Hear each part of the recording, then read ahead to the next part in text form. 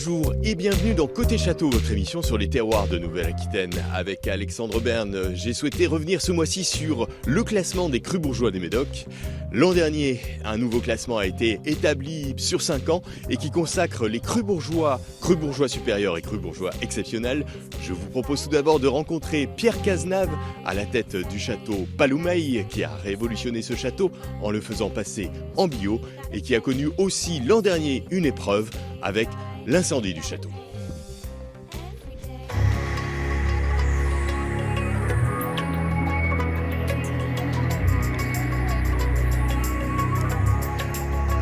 Bonjour Jean-Pierre, comment tu vas?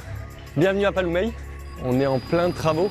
Je ne sais pas si tu vois là, mais on est en train de travailler à la finalisation de l'ensemble de nos panneaux photovoltaïques, puisqu'on vient de mettre une ombrelle qui fait 400 mètres carrés et qui va nous permettre d'être autonomes, même un peu plus qu'autonomes en production d'électricité. J'avais pour idée d'investir vraiment dans cette énergie renouvelable. On a une jolie hauteur, hein. On est à combien de mètres là? 16. On est à 16 mètres là. En plus, c'est un côté un peu esthétique, ce côté un peu cathédrale des photovoltaïques qui va nous engager sur les 30 prochaines années.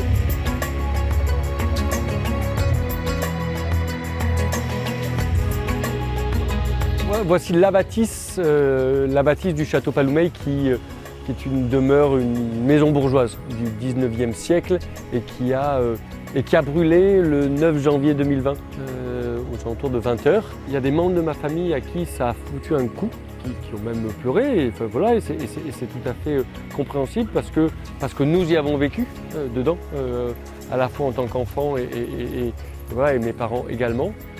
D'un accident et d'un point négatif, on va essayer d'en faire quelque chose de positif, et notamment dans sa capacité à être mieux isolé, à mieux être adapté aux usages de son temps. Elle a encore ses protections en haut, à la fois de sécurité du 2e étage et le bac acier qui lui permettent d'être hors d'eau. Et on va s'atteler en 2021 et à mon avis un peu 2022 à la reconstruire et à la rénover complètement. Enfin, en tout cas, c'est quelque chose d'important, le fait d'engager Paloumeil à la fois dans le futur et dans le respect d'un certain nombre de valeurs cardinales. Évidemment, l'empreinte environnementale en est une, et on va avoir l'ensemble de notre production qui va venir ici. On est dans un outil totalement isolé, avec une climatisation si nécessaire, de manière à avoir des vins aux alentours de 16 degrés. On anticipe les éléments d'augmentation de température. Évidemment qu'on se doit d'avoir des choses totalement hermétiques, isolées et puis climatisées.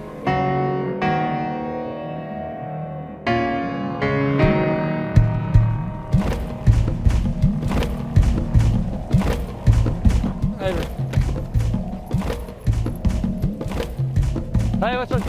Alors il va revenir sur, pas d'ici 30 secondes. Voilà le futur de Paloumeil, en tout cas un des futurs qu'on essaie de tracer à Paloumeil.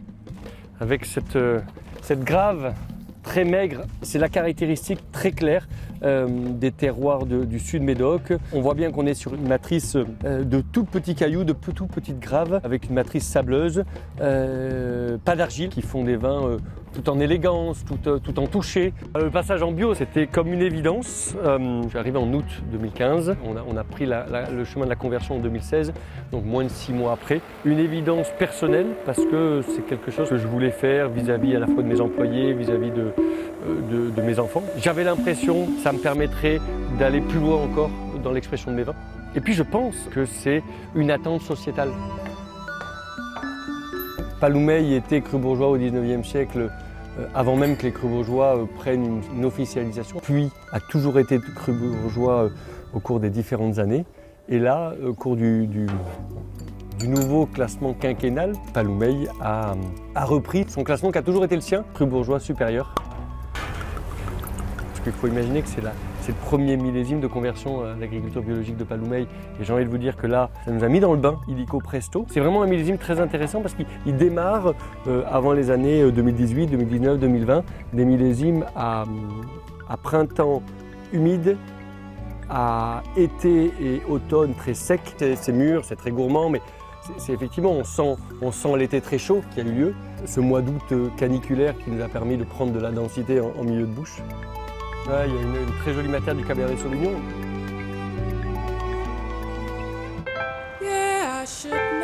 On se retrouve à Saint-Laurent-du-Médoc au château Corconac avec Éléonore Perrault. Bonjour Éléonore. Bonjour Jean-Pierre. Vous incarnez véritablement la nouvelle génération qui décoiffe ici dans le Médoc parce que vous avez un parcours totalement atypique. Quel est-il ?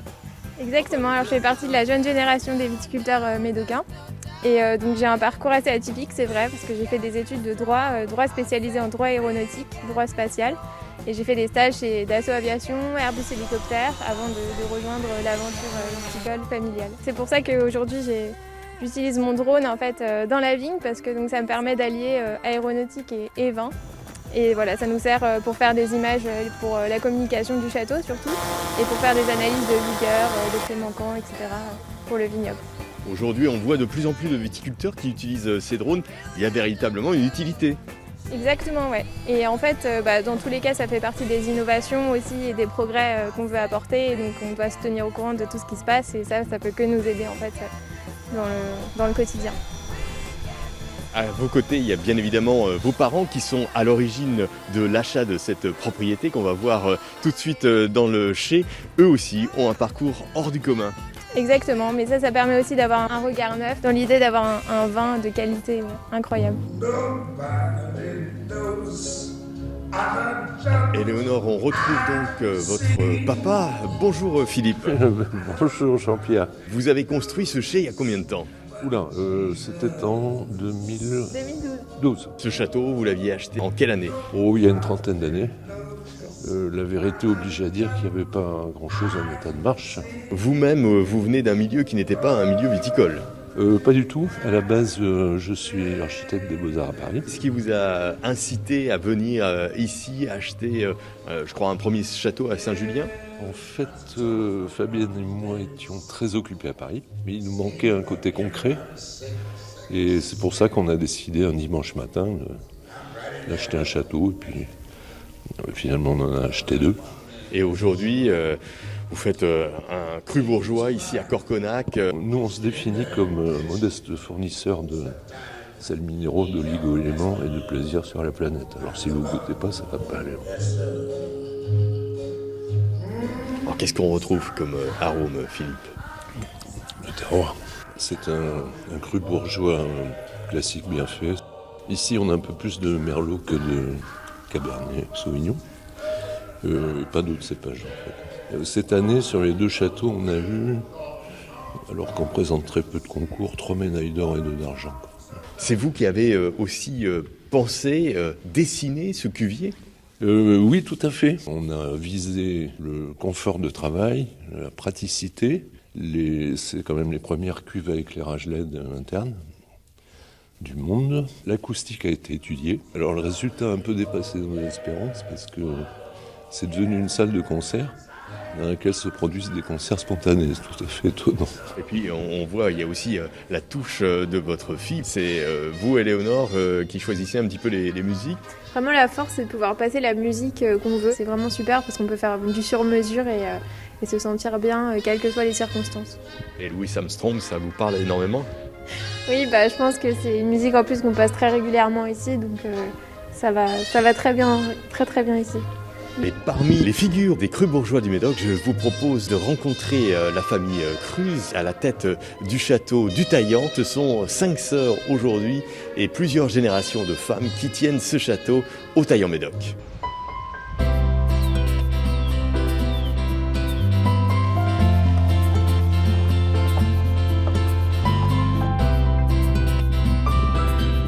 Bonjour Jean-Pierre, bienvenue au château du Taillant, donc cette propriété familiale qui appartient donc à 5 sœurs de la famille Cruz depuis 1896. Donc nous sommes la 4e génération à s'occuper de cette propriété qui est magnifique et qui est près de Bordeaux. Tatiana, tu viens nous faire un café ?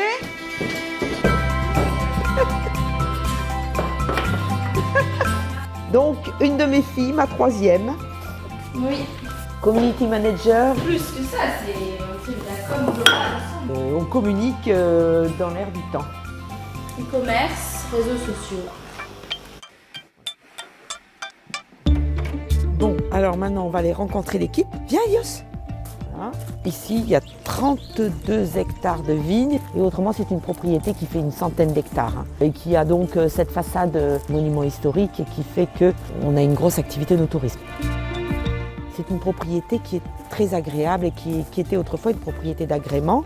Moi, j'aime bien cet endroit parce que c'est ici qu'on se tient souvent l'été. C'est assez cosy. Alors du temps de nos aïeux, c'était le salon d'hiver, mais pour nous, c'est plutôt le salon d'été. Le pan du Taillan, c'est quelque chose que l'on a offert à notre mère. Et donc, il se situe juste en dessous de sa fenêtre. Comme ça, elle peut l'admirer tous les jours. Mais le problème, c'est qu'il se trouve que tous nos visiteurs ont décidé de se prendre en photo. Et donc, nous avons un nombre de gens incroyables qui viennent se mettre à côté du pan et qui se prennent en photo. Ça, c'est la tradition qu'adorent les visiteurs. Voilà Caroline. Bonjour Caroline. Bonjour.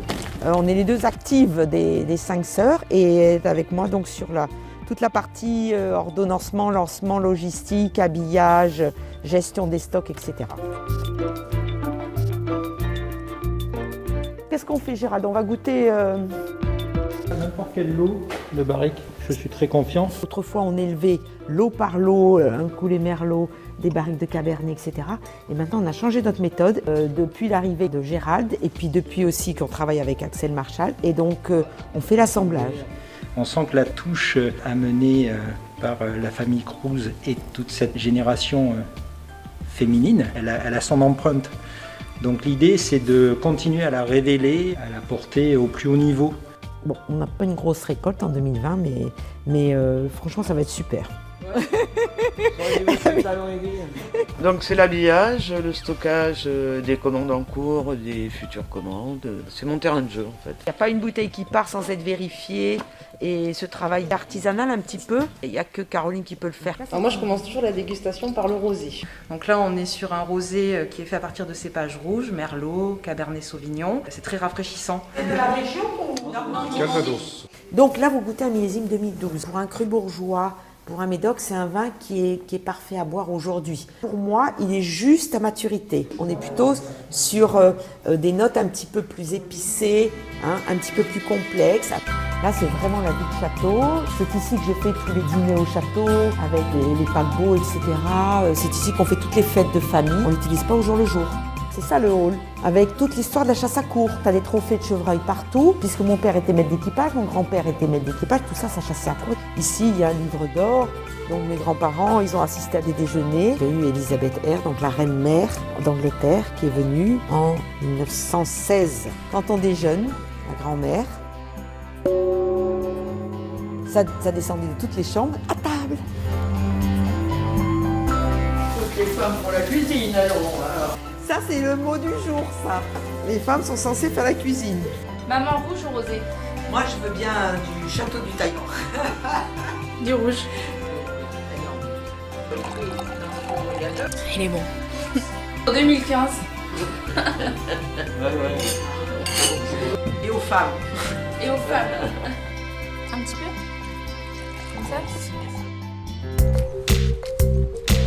On se retrouve à Saint-Estèphe, au château Le Croc, en compagnie de Sarah et Olivier Cuvelier. Olivier, dites-nous, ce nouveau classement, ça consacre combien de châteaux? 249 châteaux au total, donc 179 crus bourgeois, 56 crus bourgeois supérieurs et 14 crus bourgeois exceptionnels. Et donc ce classement est sorti il y a quasiment un an, le 20 février 2020. Ce classement, à l'origine, a été établi en 1932, quelque part pour contrer ou compléter le classement des crus classés 1855. C'est ça, l'idée c'était un petit peu de faire ressortir des châteaux de qualité derrière le classement de 1855.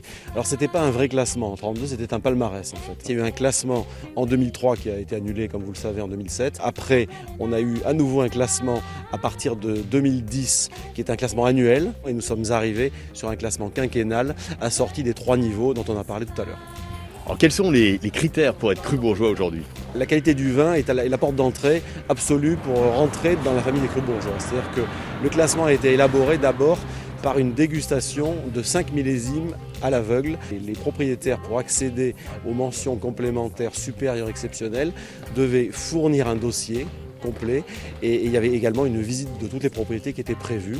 Et à la fin, le jury, en compilant toutes ces notes de dégustation et de dossier, établissait le classement.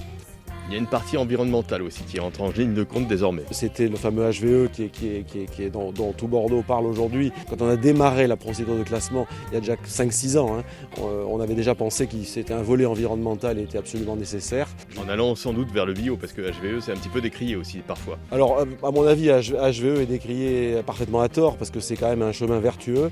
Maintenant, j'ai l'impression, je fais partie des gens convaincus que dans 10 ans, on sera tous bio parce qu'on n'aura pas d'autres alternatives. Alors Sarah, cette identité cru bourgeois, est-ce que c'est facile de la mettre en avant? Vous savez que c'était mon premier gros dossier en arrivant au Château-le-Croc, de monter cette candidature pour atteindre ce niveau cru bourgeois exceptionnel, à commencer par la qualité des vins qui s'est vraiment affirmée dès le début des années 2000. C'est un atout pour la propriété d'être cru bourgeois exceptionnel, ça fait partie des 14 principaux. Après, c'est vrai qu'aujourd'hui, c'est pas suffisant. On a ce challenge à relever aussi de faire savoir ce qu'on fait en termes de pratiques environnementales qui sont malheureusement pas vraiment toujours très bien comprises. Avec la crise du coronavirus, la commercialisation, j'imagine, a été un petit peu mise à mal l'an dernier. Dans la mesure où on travaille avec un négociant, donc familial pour le coup, on est touché en deuxième vague, on va dire, par rapport à ces ventes. Donc on a quand même réussi à vendre nos vins en primeur. On avait des contrats qui ont été suspendus par rapport justement au contexte économique. Mais je crains effectivement qu'on ne reçoive en deuxième vague les conséquences de la crise. Dans les médias, on en entend parler, on arrive à se maintenir. Mais bon, c'est quelque chose qui est un petit peu préoccupant quand même. Notamment au niveau de la restauration. Il y a la restauration qui fait partie de notre clientèle traditionnelle et puis on a aussi des contrats avec compagnies aériennes qui malheureusement n'ont plus le vent en poupe et donc on se retrouve avec des contrats qui sont suspendus ou avec des interrogations par rapport à l'avenir. Est-ce que l'avenir c'est pas de s'ouvrir davantage à l'œnotourisme et de réaliser peut-être dans les crus bourgeois des portes ouvertes? Nous ici on a développé beaucoup l'accueil à la propriété depuis quelques années. Les crus bourgeois sont de plus en plus ouverts aux visites. On pourrait effectivement créer un événement uniquement que le bourgeois, c'est une excellente idée. Il y a aussi deux sujets majeurs, le digital et l'environnemental. C'est deux dossiers sur lesquels on est encore un peu en retard, un petit peu neuf. Et parmi ces crus bourgeois exceptionnels, je vous propose ce reportage réalisé au château de Malray qui a une spécificité extraordinaire, c'est celle de son haras.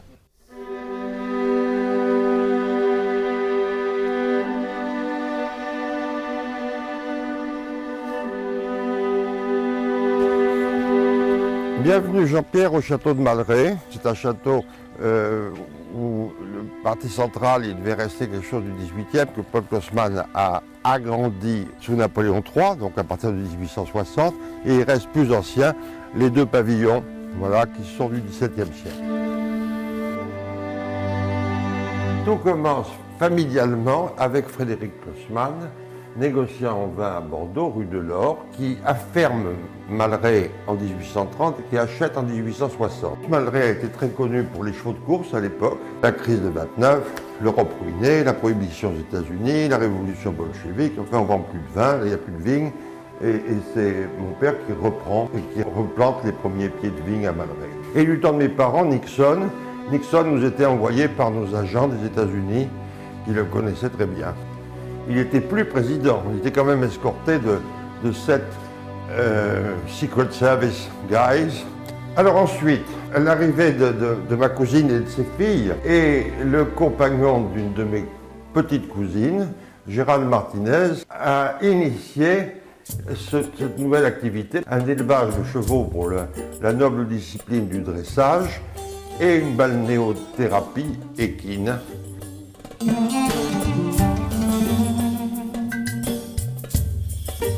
Pauline, attention, attention, bonjour.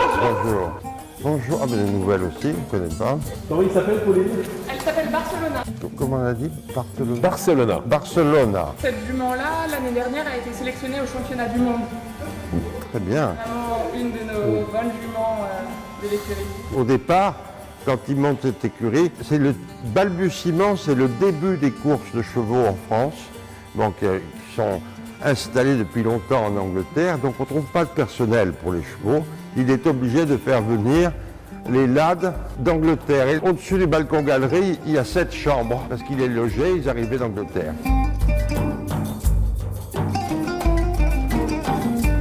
C'est considéré quand même cette écurie comme l'une des plus belles écuries qu'il y a en France hein, et en Europe. Hein. Alors on commence le matin à 7h, on s'occupe des chevaux et puis après on se met en général à cheval vers 8h. Les chevaux en entraînement entre 35 et 45 minutes à peu près. Je pense que c'est un privilège ouais, de vivre dans ces conditions-là. Déjà on est proche de nos animaux et puis c'est aussi un cadre idyllique.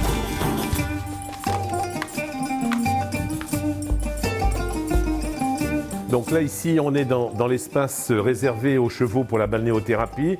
On a 7 box. Et avec disons un sol qui est hyper confortable pour les chevaux, avec une mousse. Et nous avons en plus 2 solariums pour préparer les chevaux avant les exercices. On ne fait pas de vin là ici dans cette partie-là. Mais c'est une partie qui est historiquement, qui a toujours été importante parce que les chevaux ont toujours existé à Malray. Et puis l'ensemble vin et chevaux, ou chevaux et vin, ça match.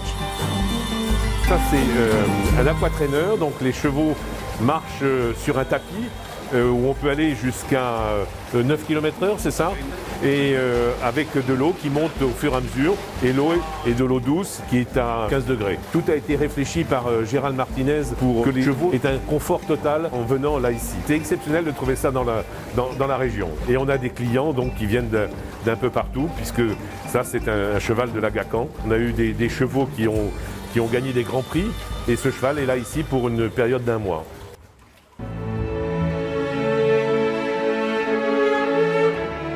Cette propriété était un peu endormie, on l'a réveillée sans trop de difficultés. D'abord par le vignoble en adaptant donc les cépages, les porte-greffes au sol, et puis donc de faire un cuvier où on puisse faire du parcellaire. Ici on a 50 cuves en ciment, elles ont été designées par Sylvain Dubuisson, l'architecte de ce bâtiment, c'est l'architecte de quartier. Elles ont été fabriquées en Italie, à côté de Venise. Et cette couleur ressemble un peu à la terre cuite et on dirait un peu des amphores. On est en train de goûter donc un 2020, le dernier né, avec le cépage emblématique du Médoc, qui est le Cabernet Sauvignon, très mûr, avec des arômes de fruits noirs, une fraîcheur. Les tanins sont hyper soyeux et c'est un véritable régal. C'est l'année des excès, mais c'est aussi l'année où Malray est devenu dans le nouveau classement des crus bourgeois, il n'y en avait pas, crus bourgeois exceptionnels, c'est-à-dire faire partie des 14 crus. Il y a vraiment un avant 2014 et un après 2014. Oui. Que la venue de Stéphane de Renoncourt, c'est primordial de récolter à bonne date. Et puis il y a aussi les effeuillages des 2 côtés, il y a aussi les vendanges vertes. Élémentaire, mon cher Watson. Voilà, élémentaire, mon cher Watson. Mais il y a tout ça qui n'était pas fait avant.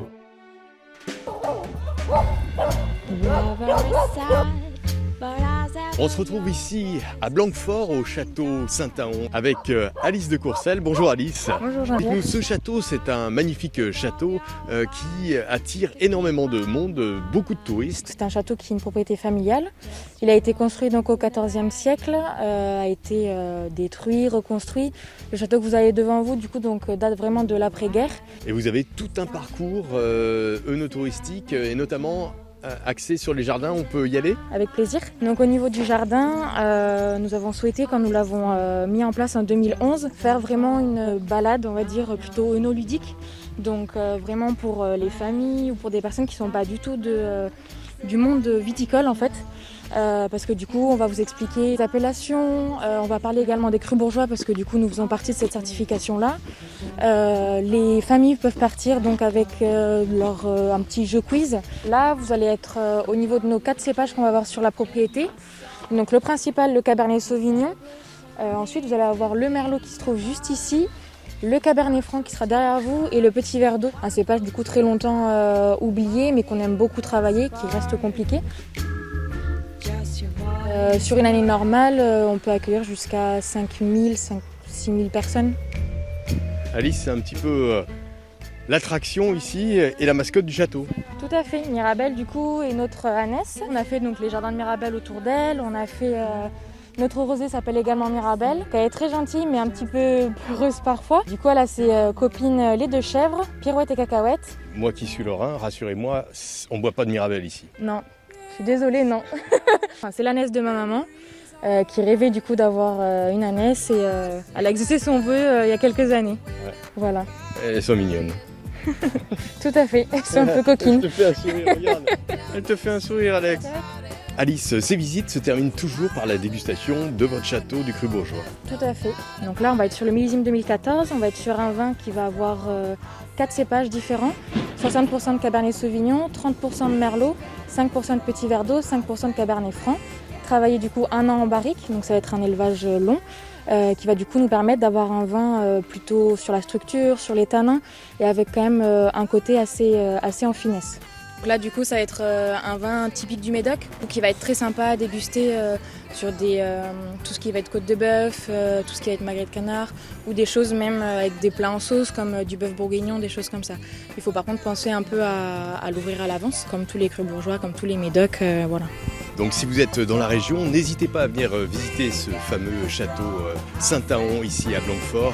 Ainsi se termine ce numéro spécial Cru Bourgeois de Côté Château. Prochain numéro dans un mois sur un nouveau terroir de Nouvelle-Aquitaine.